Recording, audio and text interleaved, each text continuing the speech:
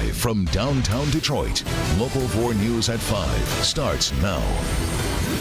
The 49-year-old father of 5, a grandfather to 3, stabbed, killed just trying to break up a fight. New information on what that fight could be about. It's official. Soccer is coming to downtown Detroit finally, right? Not so fast. We'll tell you what can happen that could still get a jail built here. A lot of us desperately need some rain, and we see it on 4 Live radar, but is this going to turn out to be just a big tease? But we'll begin with breaking news this afternoon. The White House in some disarray as Communications Director Anthony Scaramucci is out after just 10 days on the job. With the resignation of Chief of Staff Reince Priebus and Press Secretary Sean Spicer, the White House said they were going in a new direction and then hitting the reset button. Well, now it looks like that reset is getting a reset. Scaramucci is out, effective immediately. Blaine Alexander following another batch of breaking developments from Washington. Blaine? Well, Devin, today in a statement, the White House said that it was important for the incoming Chief of Staff to have a clean slate and be able to begin building the team that he wants. President Trump's new Chief of Staff, General John Kelly, sworn in and moments later on the job, attending his first cabinet meeting in his new role. I predict that General Kelly will go down in terms of the position of Chief of Staff, one of the great ever. The general already making a mark, reportedly pushing out new communications director Anthony Scaramucci, who was in the White House for only 10 days, and whose profanity-laden tirade last week made front-page headlines overshadowing the White House message. The president certainly felt that Anthony's comments were inappropriate for a person in that position, and he didn't want to burden General Kelly. General Kelly, I think, has a long history of helping people make tough decisions, and President Trump needs that kinds of advice and counsel, and the White House needs that discipline. And will that discipline extend to Twitter? Over the weekend, the president firing off a series of tweets, lashing out at Republicans on health care and China for not helping with North Korea. His message today? We'll handle North Korea. We're going to be able to handle it. It will be handled. We handle everything. Another challenge to handle Russia and growing diplomatic tensions as Republican efforts on Capitol Hill are falling flat. New responsibilities for the new Chief of Staff. And with Scaramucci now out, that means that President Trump will now have to begin searching for his third communications director in just over 6 months. In Washington, Blaine Alexander, Local 4. All right, Blaine, before becoming communications director, Scaramucci was named as vice president of the Export-Import Bank. There is no word yet if he plans to return to that post. Now to brand new information tonight after a Huron Township father was stabbed to death trying to defend his own son. Robert Briscoe, a father to 5 children, was killed late last night outside of his home. As Nick Monticelli reports, he was just trying to break up a fight. Good evening. This stabbing happened just around the corner here. We're giving the family some privacy because they have been outside mourning all day long. In fact, there has been almost a constant flow of cars showing up and offering their support. All of it again happening as this father was trying to defend his son, the suspect in this case taking off and running through this neighborhood before escaping. I think it's shocking. I mean, like I said, it's a pretty quiet neighborhood usually. A usually pretty quiet neighborhood that this morning found out family man Robert Bobby Briscoe was killed just steps from his front door. Well, I woke up in the middle of the night and I just seen flashing lights. I didn't even look out this door. I just seen a cop car sitting out front. I thought he had somebody pulled over. Instead, those were police officers here after Briscoe had been stabbed. It happened around 10:30 last night in the Huron Estates Mobile Park off of Inkster Road. Huron Township investigators say 4 very young adults came here looking for a fight with Briscoe's son.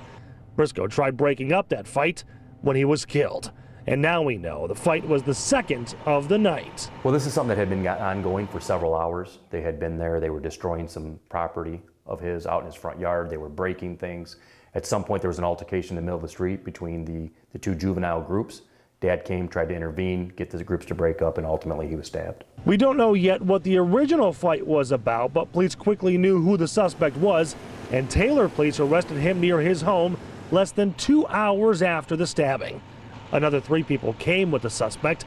They are being detained until police know what role they played. Briscoe was a father of 5 and a grandfather to 3. His son says he was an appliance repairman, but could fix anything. He had his whole life in front of him. He obviously was concerned for his kids. He was out there protecting his kids, and something really needless made a lot of people lose their father and their grandfather today, and husband as well. In Huron Township, Nick Monticelli, Local 4. Because the suspect came back after the first fight, investigators say he could be charged with premeditated murder. If convicted, he could spend the rest of his life in prison. Right now, police in Freedom Township, west of Ann Arbor, are investigating a deadly crash. This morning, a car was found overturned in a nearby pond. One person, an Ann Arbor area man in his late 40s, was confirmed dead. Now, Pleasant Lake Road hits a dead end at Parker right there in front of the pond, and police believe the car likely went right through the dead end, through the brush, and into the pond. All right, now a Local 4 update. Results of an autopsy are expected later today on the 2 up-and-coming artists who were killed in a horrific drive-by shooting. Meantime, the search continues for the person or people responsible. Police are saying the crime was not random. Family members say 26-year-old Dominique Brown and 27-year-old Ramel Campbell were on their way home from a recording studio when the incident took place on eastbound I-94 near Livernois early Sunday. After being left to rot for years, it finally looks like the days may be numbered for the failed Wayne County Jail project downtown. Today, County Executive Warren Evans announced the county is going to pursue Dan Gilbert's proposal for a new jail complex outside of the downtown core. We bring in Jason Colthorpe, a critical step, but Jason, still really far from a done deal, right? Yeah, that's really the sub-headline here, Devin. Not a done deal. And let me use the failed jail site here just to kind of explain the county really is at a fork in the road here. It could go one way and get the jail built here with that other plan, but it is chosen to walk with Dan Gilbert, who would redevelop this into many things, including that soccer stadium. But there are some obstacles, any one of which could force the county to double back and go the other way. There is a lot of work to be done before you hear something like that in downtown Detroit. Wayne County wants to go with Dan Gilbert's Rock Ventures proposal, which would give the county a new criminal justice complex, while Gilbert would get the current space on Gratiot for a development that includes a stadium for a new pro soccer team. I mean, the prices, when you get right down to it, are pretty close. And the advantage that I see with the Rock proposal, the main advantage is we get new buildings, a new courthouse, a brand new jail. But there are serious obstacles to be overcome before it happens. Not the least of which is negotiating the contract. You know, we've got an IRS issue that we still have to try to deal with. We don't own the land yet, and if we get to a contract, great. If we don't, hopefully we have enough time to go back to Walsh. Still, it's reason enough for business owners on Gratiot to be excited about the future. Great news. It'll just help drive the business towards our restaurant, where as of now, you know, there's nothing there, so nobody comes over here. There's already been enough, in my mind, taxpayers' dollars wasted on this project before I inherited it, and I certainly don't want to see anything but the best value for Wayne County. Oh, you can bet a lot of people agree with that. Now, again, this new complex would be on East Forest Avenue, I should say, off of 75. It would include that juvenile justice center along with sheriff's offices, so a huge criminal justice complex as part of this that has a lot of people very excited, and of course all that extra foot traffic for the local businesses here. Devin? Jason, is it done when it's done, or are they putting a timeline now on what happens now going forward? There's still a timeline. It was 120 days from June 28th when the RFP was kind of bid on it, and just to break it down, basically the county has 86 days from now to get the deal done with Rock Ventures to allow them enough time to fall back on that other plan if it falls through in any way. So we'll be watching this all the way till that day, Devin. Sure will. All right, Jason. He is out there on a very warm day across Metro Detroit, capping off the month of July. We could use a little bit of rain. We've been saying that for a few days now, haven't we? After a perfect sunny weekend. little rain would be fine. It would be nice. I think we would appreciate it. Let's send it over to Ben to see what our chances are. Yeah, the rain is definitely out there in parts of the state, guys, but it is north of us right now and looks like for the most part it's going to stay there. Some of these storms are having trouble even moving into the city of Saginaw. If we do see any of this activity continue, maybe the northern section of Sanilac County is going to be about it. Most of us are going to stay completely dry and stay on the mostly sunny side, too, all the way through sunset tonight. So we're still at 88 at Detroit. Most of the areas in the mid-80s. Humidity is low for this time of year. We'll see that start to increase a little bit as we get into tomorrow, but it's going to be a seasonably mild night tonight, and we will keep those skies clear all the way through the start of tomorrow. We'll check out the forecast as we look at those temperatures into the 80s in just a few minutes. Guys? All right, Ben. City of Los Angeles reaches a deal to host the 2028 Olympic Games. The agreement has been in the works for several months, ever since the competition for the 2024 Games boiled down to just two contenders, LA and Paris. Rather than choose between two strong bids, the International Olympic Committee took the unusual step of deciding to award two Olympiads at once. So Paris gets the 2024 Games and LA the 2028 Games. All right, just getting started here at 5 o'clock. Much more ahead over the next hour of news, including the loss of a Detroit icon, a man who spent his life documenting our city. And a judge calls it the case of the shrinking seats, why air travelers are getting shortchanged, and what the court plans to do about it. And a tropical storm pounding Florida's Gulf Coast. Ahead here at 5, why officials there say they were caught off guard by such a big storm. Steve? Before Kwame Kilpatrick shipped off to prison, he promised he would return to Detroit. And in about 3 weeks, he will. I'll explain why. Last year, new at 6. He was riding down the highway when she heard a bang. Did something just fly off your car? And they were like, no, something just hit our car. We'll tell you how many cars were involved and who police have in custody. A Michigan man's bravery in the Vietnam War being recognized on the largest stage. New at 6, the award he received today from President Trump. That's at 6 o'clock. He hasn't been back to Detroit in years, but ex-Detroit Mayor Kwame Kilpatrick will be here in the city in just a matter of weeks. Now, he's going to be back here while still in federal custody. It's for a hearing. Steve Garagiola following the story for us. Steve, I think a lot of people were caught off guard. Bit of a surprise in this announcement.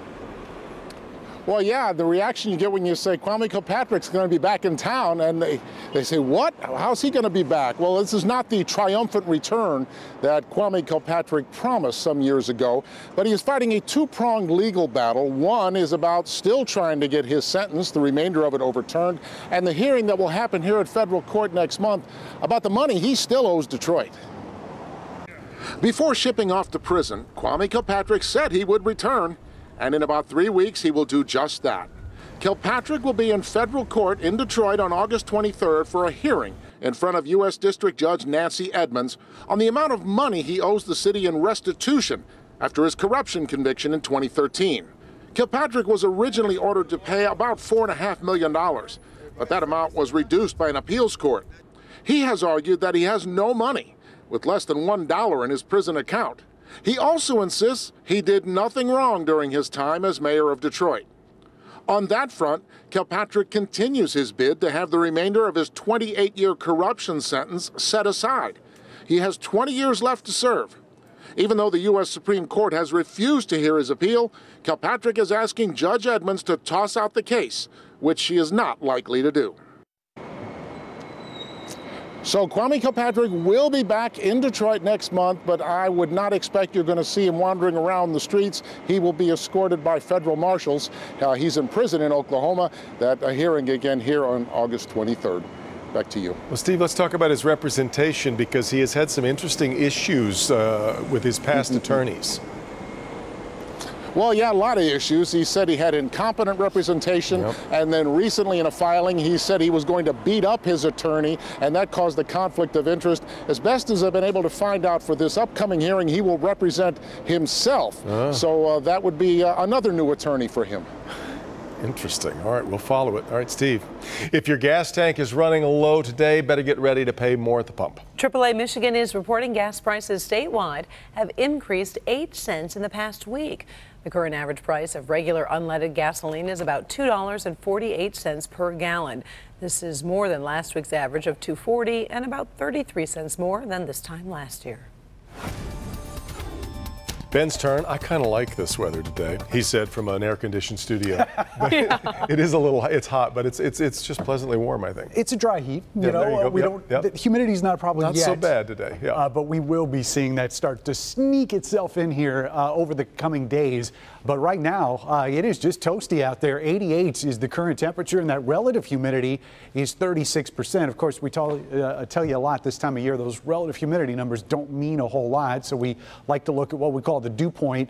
That's the temperature that the air would have to get 100% relative humidity, and 58 is that number right now. That's extremely dry for this time of year, but you can see there is pocket of some higher humidity. Anything above 65 or so is what we classify as muggy, and that's hanging out up here in northern lower Michigan. We will be seeing the humidity start to increase over the coming days. It's not going to get terrible, but it's going to get to noticeable, maybe muggy levels, at least at a couple points. There are some thunderstorms in the higher air, more humid air, I should say, in northern parts of lower Michigan right now, and even though those are trying to dive to the south, they're not going to make it much further than where they're at right now. So Saginaw Bay, maybe the thumb, going to see a couple of those thunderstorms, and that's going to be about it. And by the way, there are still parts of the area, especially out here in our west zone, that are in pre-drought conditions, or what we would call abnormally dry here on the drought monitor.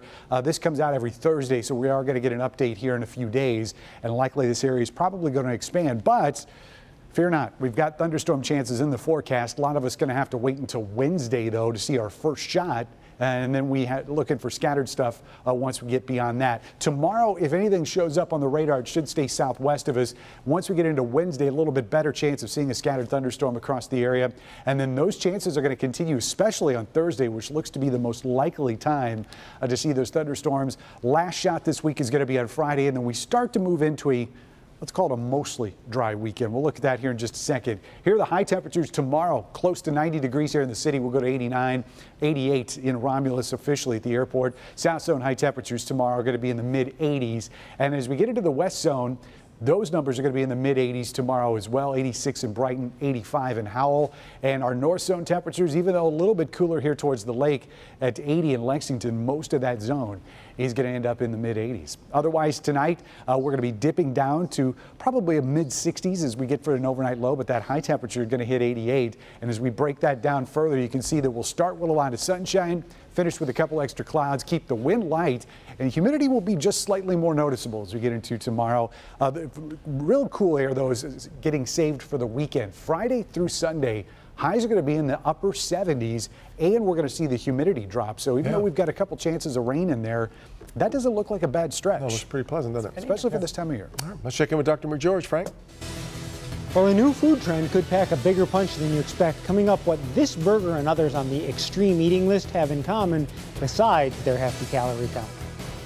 All right, Frank, but first, stories from across Michigan, including the death of an inmate. Prison officials say it was no accident. That's next.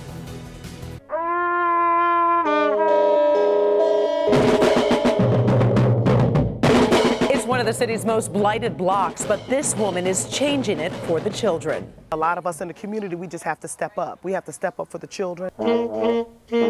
How she's getting kids to learn, have fun, and stay safe this summer. Tomorrow, starting at 5. Across Michigan tonight, stories from Petoskey and Coldwater. And we'll start this roundup in the town of Wetmore, which is up in the UP. That's where police are investigating an inmate's death as a homicide. Visitation for Rodriguez Montez Burks was held Sunday in Muskegon.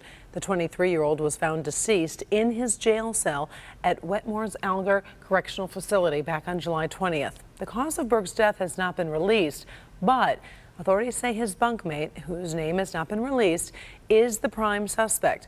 Prisoners have reportedly told police the bunkmate had issues with Burks being gay. In Coldwater, a new more than $250 million hog processing facility is going to handle hogs from states including Michigan, Ohio, Indiana, and Iowa. The Clemens Food Group held a ribbon cutting Saturday at the plant in Coldwater, expected to eventually employ 830 people, so it's a big one. Starts running in August. It would be in full production, they hope, in early September. Up north, a popular winery is on I guess you could call it a cute quest for the rightful owner of a lost stuffed animal. This stuffed otter was left behind Friday at Petoskey Farms Vineyard and Winery. He was found in a tasting room. And still at the Petoskey Farms, where workers are taking the otter on a bit, as you can see, letting him see the place, a little bit of an adventure around the vineyards, around the winery. They say he'll be treated well until his owner returns to claim him. New at 5:30. The case of the great shrinking seat. A federal judge says airlines just aren't playing by the rules when it comes to passenger safety. A new gym, marketplace, makerspace, and a trade school, all coming right here to the city of Detroit. Find out where and how you can be a part of it. Emily makes landfall. A destructive tropical storm hits the Florida coast, and it isn't the wind they're worried about.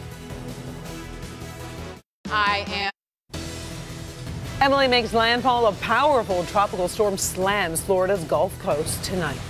And we'll start there at 5:30. That storm catching Florida really by surprise. A state of emergency declared now in 31 counties in the central and southern parts of the state as Tropical Storm Emily really sort of formed overnight. And it isn't really the high winds that are the worry. It is the possible torrential rain and the flooding. Ben's following the very latest for us and joins us with what's in store. Yeah, not a pretty sight down in the Sunshine State. And we'll use that in air quotes tonight. These are live pictures right now from Orlando, where mercifully that rain is coming down but slowly starting to clear out. Initially, what was expected to be just a wet start to the week turned out to be something much worse.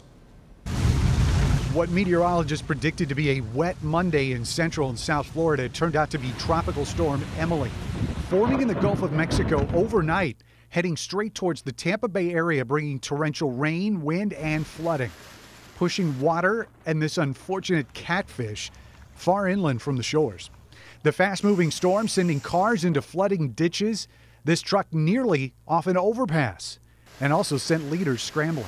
Governor Rick Scott declaring a state of emergency in 31 counties. This state of emergency will give us the flexibility to work with local governments and ensure every community has what they need to prepare and respond to the storm. Meantime, local officials are providing sandbags for people who live in flood-prone areas, 10 per household. But for one Tampa family, protection was not an option. A tree fell on this mobile home with a husband, his pregnant wife, and 9-month-old baby inside. Thankfully, they're all okay. Their home, though, is a total loss. At the height of the storm, 60-mile-per-hour winds closed the Sunshine Skyway Bridge, also ripping the roof off of a beach resort in Fort Myers.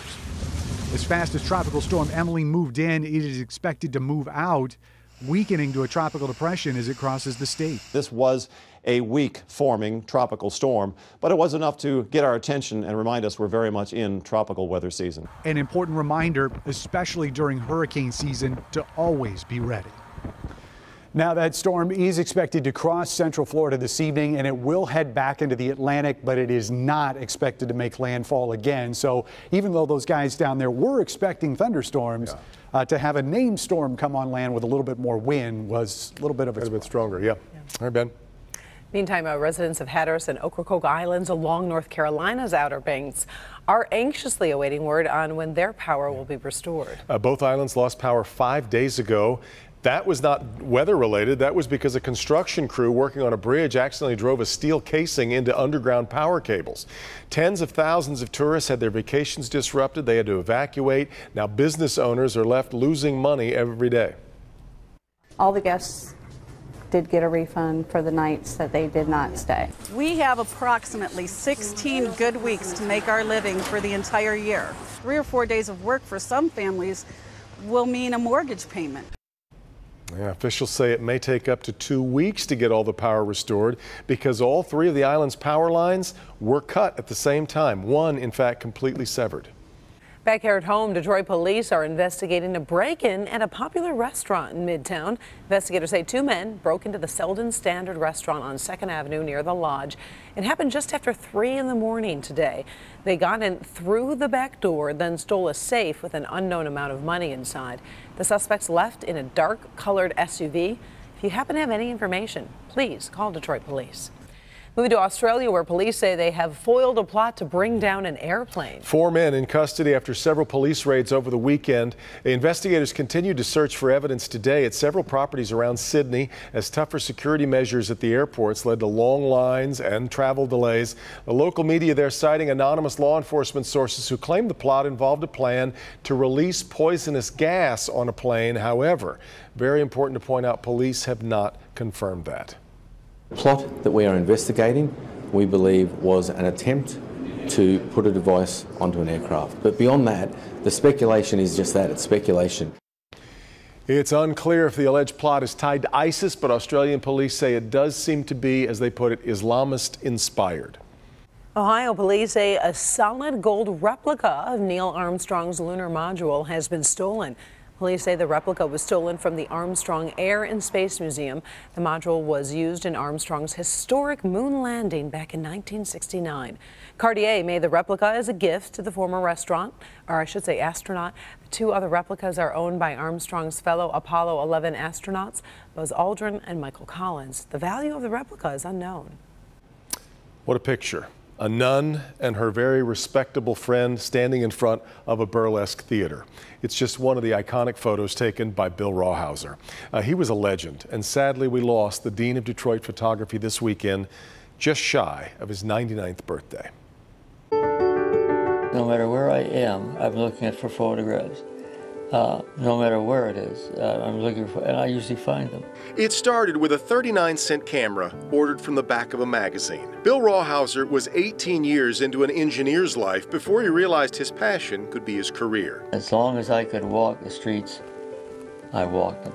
Photography was just coming to be understood as an art form, and Bill helped that happen. He wasn't just taking pictures, he was telling stories. But he just looks like he's exhausted. Every photograph that I take has some kind of a story behind them. He had an eye, of course, and a sense of composition, but he also had an amazing patience and the faith that it would be rewarded. And his beloved Detroit provided again and again and again. They're masterpieces.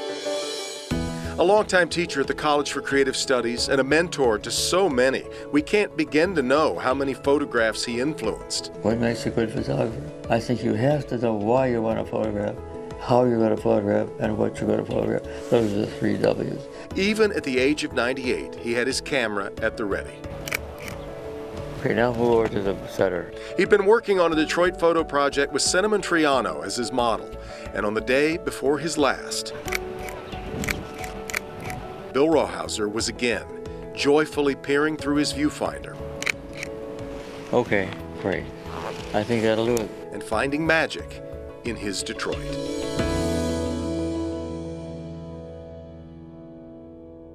Yeah, that was just Friday, the video you're seeing there, and then Bill Rawhauser passed away after a stroke on Saturday. If you'd like to see more of his amazing work, I recommend it. We've put a link at clickondetroit.com.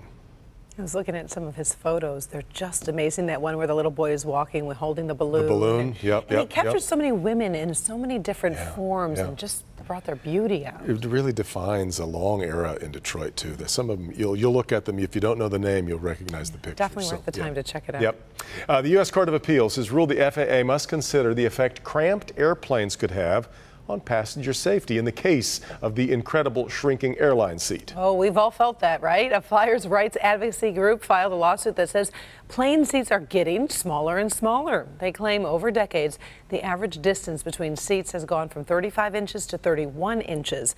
Critics say airlines are cramming passengers in to make more money. Meantime, the FAA insists its focus is on safety, not comfort. I think it's ridiculous that prices keep rising and the seats keep getting smaller. The FAA says they require all passengers to be able to get out of an airplane within 90 seconds of an emergency. The court ruled that the FAA needs to review its decision to not regulate seat size after they failed to provide enough evidence. Today, automotive supply giants Continental and Magna conducted the first international self-driving test ride. 2 companies teamed up to send autonomous vehicles from southern Michigan to Sarnia in Ontario, of course, across the Canadian border up near Port Huron, with crossings at both the tunnel that links Detroit and Windsor, as well as the Blue Water Bridge. The challenge, less a technical one, more about identifying how exactly this kind of international trip will work with autonomous tech enabled. It's really exciting, actually. So what we're going to be able to do with the information from this trip is really understand what type of infrastructure needs to be put in place for the roadways. Well, of course, at a border crossing, a vehicle has to stop. Potentially, it may have to be inspected. So this test is supposed to help determine what is needed for the Border Authority to be able to do that kind of task with a self-driving car. Well, take a look at this. The numbers are staggering. Over the next 6 days, 12,000 volunteers will descend upon a neighborhood in central Detroit. They're aiming to clean up 300 city blocks, and that's just the beginning. Our Kim DeGiulio was there today as Life Remodeled kicked off a very busy week. Take a look at how beautiful this building is. You've got marble walls, big wooden doors. They just don't make them like this anymore. But right now, it's just a vacant building here in Detroit. I'm standing in the former Durfee Elementary Middle School, which right now is being transformed into a community innovation center. This week, Life Remodeled kicks off a 6-day blight removal of 300 blocks surrounding this school, while also remodeling the new Innovation Center. The project is expected to bring out more than 12,000 volunteers. People from all different walks of life who normally don't necessarily work together, it's happening this week. The school was built in 1927. Beautiful? Yes. Up to code? No. It's going to take about $2.5 million to get this building back up to code, and another $2.5 million to renovate it. Most of that money coming straight from donations. The gym is our first project. We're actually ripping up the old floor right now. The building will also have a pizza place in it. They plan on hiring students from Central High School, right next door, and teaching them how to run a business. The current auditorium will serve as a business workspace during the week and turn into a farmer's market on the weekends. Kind of like an Eastern market. Michigan Head Start Association, an educational daycare for kids ages 0 to 5, will also be a tenant in this new center. It definitely needs a lot of work, but it's certainly a building that nobody wants to sit vacant. Despite all of the volunteers you see, they still need more help. If you're interested in helping out on this project, all you need to do is show up here at Durfee Elementary Middle School, 9 a.m. Tuesday through Saturday, and you can help out with this fantastic community project. Reporting here in Detroit, I'm Kim DeGiulio, Local 4. We've had a lot of people want to know how to help when all these school adoptions we did our own. There'll be a long line of people wanting to help, I think. And I love the old structure. We're still kind of keeping the bones, but then we're updating in the farmer's market. Pretty darn cool. Fun, All right, so whatever do you do, or whatever you do, just don't look down, I should say. New tonight, we're taking you to a stomach-churning new attraction. Look at that. What a view, if you care to take it. We'll tell you about it. Just opened. Doc? Well, you could be eating enough calories for an entire day with this one meal. Ahead in Good Health, how a new restaurant trend could catch you by surprise. But first, over a dozen fire departments rush in as an entire business district goes up in flames. That's next. This week